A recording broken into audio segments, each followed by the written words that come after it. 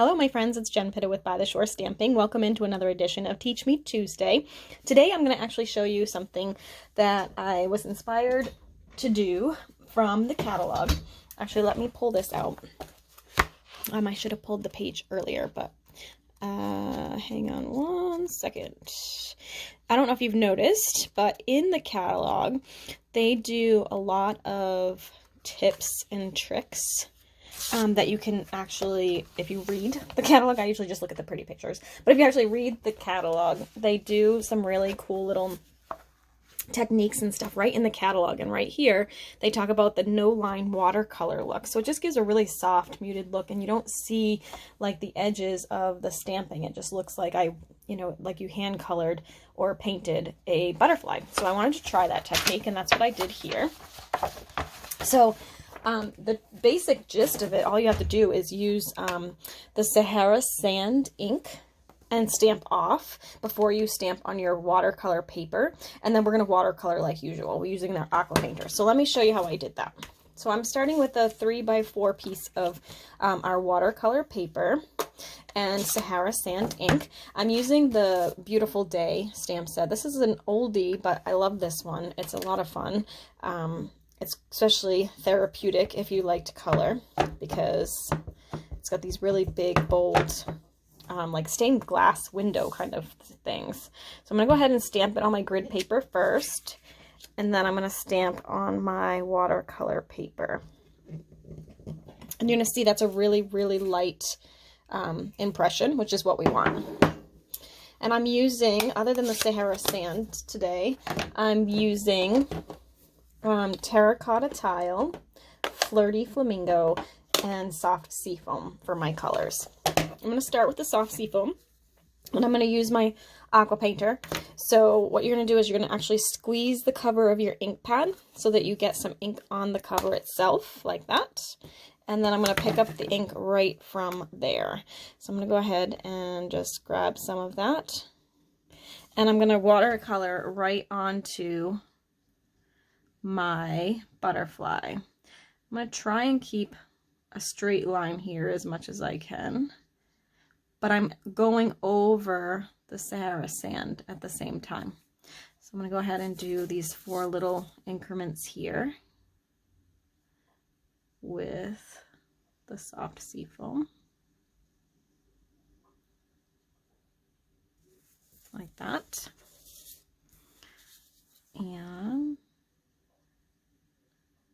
couple more times.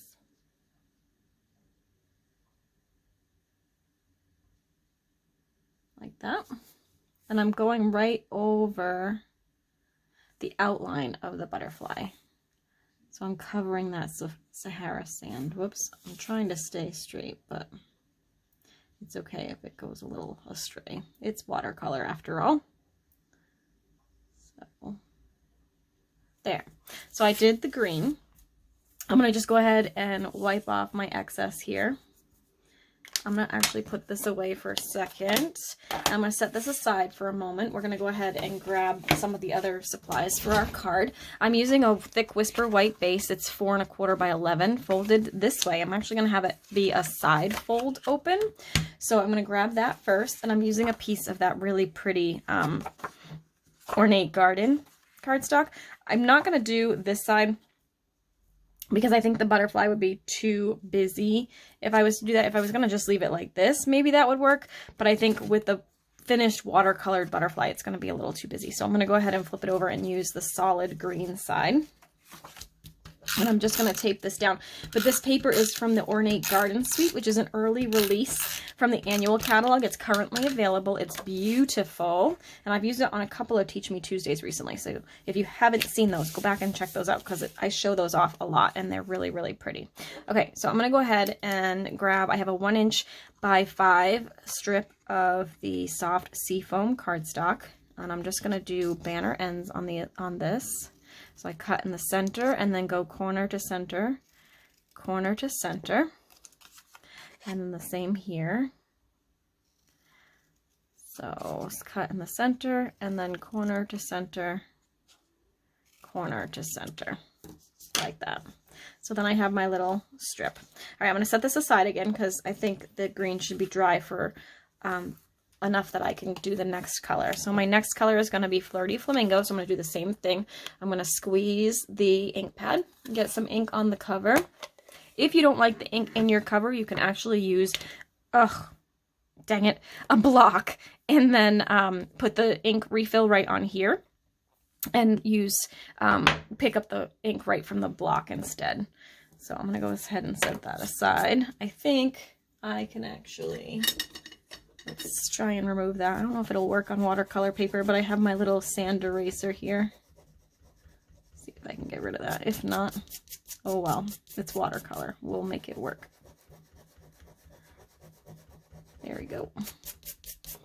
There, that's better. It'll work. Okay, so now I'm going to take the Flirty Flamingo, and I'm just going to pick that up.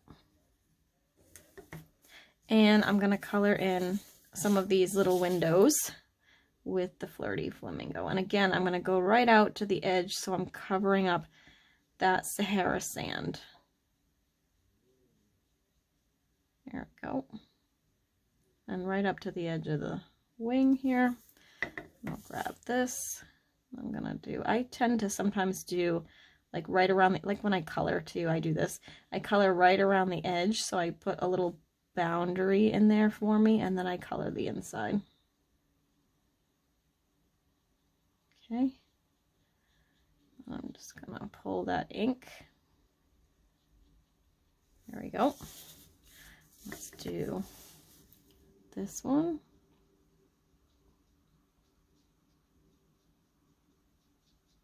I'm just coloring in the little squares with the ink. And because I'm using watercolor paper in my aqua painter, I can actually go back and do a little bit more shading if I want to and add darkness or lightness. Again, I'm not the most adept at that, but, oh, I just messed that up. Oh well, it was supposed to be here and here, but we'll do it correct on this side, so... Or maybe I should do the same on this side. I don't know. I goofed. See, I can't talk and do this at the same time. I was trying to do every other one. Like that. But the colors are actually pretty close, so no worries. Yeah, see, whoops. I guess I'm doing it this way because I just colored this one in. So I'm going to go ahead and do that. And then pull my color in. So this, you do want to let it dry in between as best you can. That's why I'm kind of doing little bits of the card and then going back to this. So I'm just doing simple strokes here, making sure I'm covering all that Sahara sand. And then last one is this one for this side.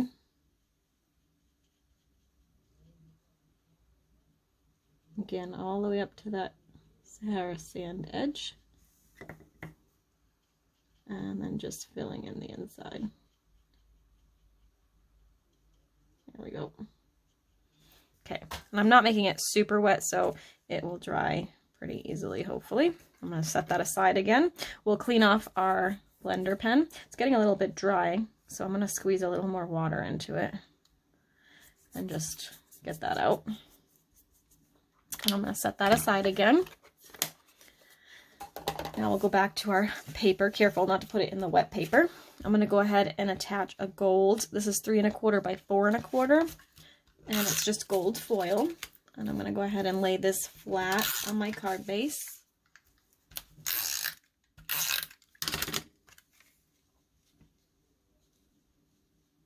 Like that.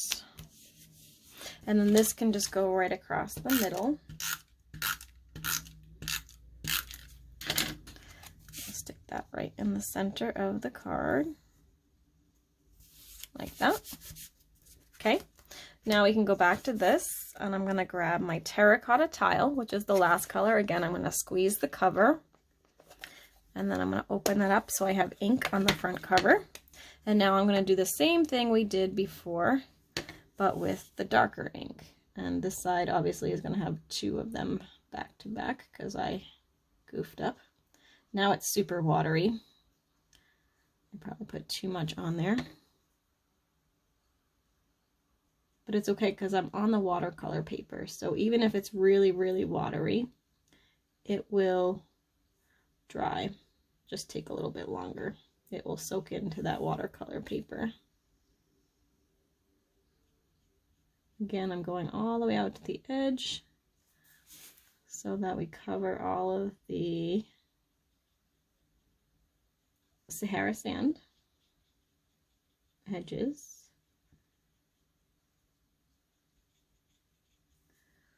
Add a little more color to that one. It looks a little light. There we go. I'll turn on this side. And I'm not squeezing this at all because it's super wet. Right now I'm just gently, and usually I don't squeeze it anyway, but I did just add a bunch of water to it because it was a little dry on the last round, but now I have the opposite problem. But like I said, I can go back with my aqua painter and the ink once this layer dries and add more of this color if I need to. I'll do this. I'm just blending all those colors together and going all the way out to the edge. And then I'm going to take my aqua painter and I'm just going to do a little body here and pull that down there. So now you can see it kind of looks like it's watercolory because there's no defined edge because I covered them up. And you could, of course, because you can see a little bit here, so you could go back and kind of cover that again once this dries so that you have a nice watercolored look on that with no lines. So it's called no line watercolor, which is kind of pretty. All right, and then the last step is just, so I already painted another one before the start of this just so that it would be fully dry, so I could do the last part of the assembly for the card. I'm going to take one of the sentiments that says always thinking of you from the Beautiful Day stamp set, and I'm going to take my Mossy Meadow cardstock, so I mean ink, so it's a little bit darker than the Old Olive in the paper and the soft seafoam, and I'm going to stamp that right across the middle, straight down, straight up.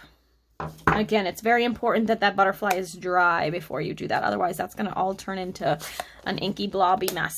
Okay, so now I can go ahead and flip this over. I'm going to use some dimensionals, and I'm going to put those on, or this on, with the dimensionals right onto my card base.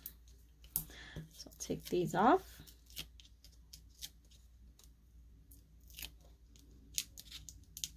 Nope, come on. And we'll stick this right in the middle. Like that. And then my last step is just going to be to add some bling. So I'm using the Gilded Gems again from the Ornate Garden Suite. I'll go ahead and use my Take Your Pick tool to grab my Gilded Gems. Maybe. There we go. Put one there. One there. And let's put one up here. There. I'm not sure that's where I want it, but it will work. And there you go. You have the finished card. So you can see it kind of has that light, like no line to the edge. So it's called No Line Watercolor. And I could have probably done a little better job because I can see a little bit of the Sahara sand. But you can see this one's drying and I went all the way up to the edge. And so you can see that it doesn't look like it was stamped, it looks like it was painted instead. So that's kind of the idea of that. You just want to make sure it's fully dry before you do anything. So there you go, the no line watercolor technique. I hope you liked that. Maybe you'll give it a try. If you do, feel free to post it or share it with me and I'll post it. I always love to see your creations inspired by Teach Me Tuesday. If you liked this video, be sure to subscribe. And of course, if you enjoyed it a lot and have friends that would like it as well, feel free to share it. I would love that. All right, have a great day. We'll see you next week. Bye-bye.